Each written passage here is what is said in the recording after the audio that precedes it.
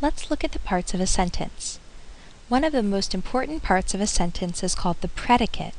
The predicate helps us understand the most meaning of a sentence because it contains all the action.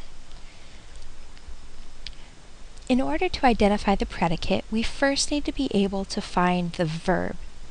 A verb is a word that tells us what someone is being or doing. So we have a few examples here.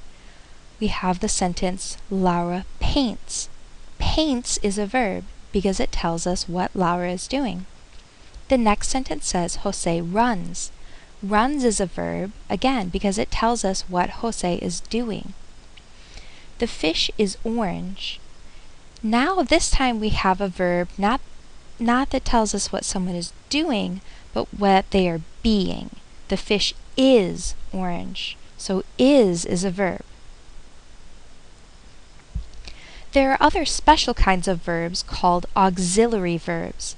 Sometimes these are also referred to as helping verbs.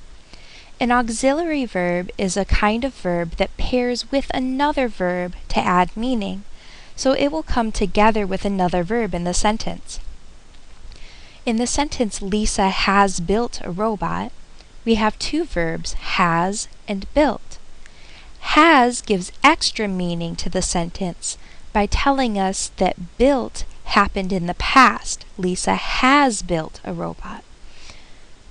Alex wants to read this book. The main verb is to read, that's what Alex is doing, but the auxiliary verb wants tells us some more information. Alex wants to read this book. He has a desire to read this book. So auxiliary verbs change the meaning of the sentence. So let's practice. Here are some basic sentences. Each one has a verb. Some of them have an auxiliary verb. Take the sentence, Fernando loves his daughter. He will treat her kindly. He is a good father. And find the verbs in each one of these sentences. Pause the video to give yourself some extra time.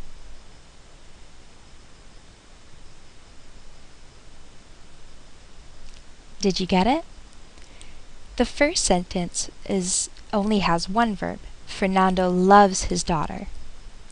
The second sentence has two verbs. One of them is an auxiliary verb. He will treat her kindly. Treat is the main verb. That's what Fernando is doing. He will treat her kindly changes the meaning to say that treating her kindly will happen in the future. So will is changing the meaning of the sentence. And finally, he is a good father. Is the verb. It tells us what Fernando is being. Now let's see how those verbs relate to the predicate.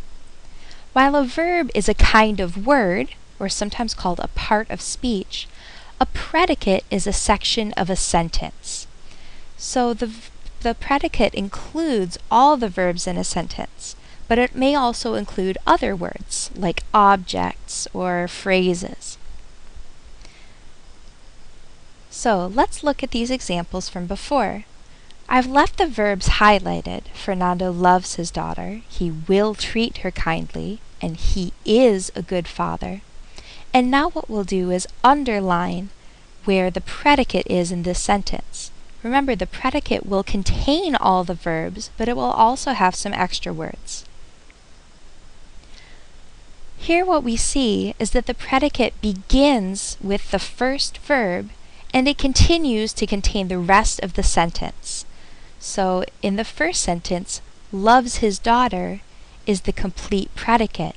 It tells us everything about what Fernando is doing. The second sentence contains the auxiliary verb and the main verb. He will treat her kindly. He will treat her kindly is everything that Fernando is doing. In the last sentence, the predicate is a good father. It contains everything that Fernando is being.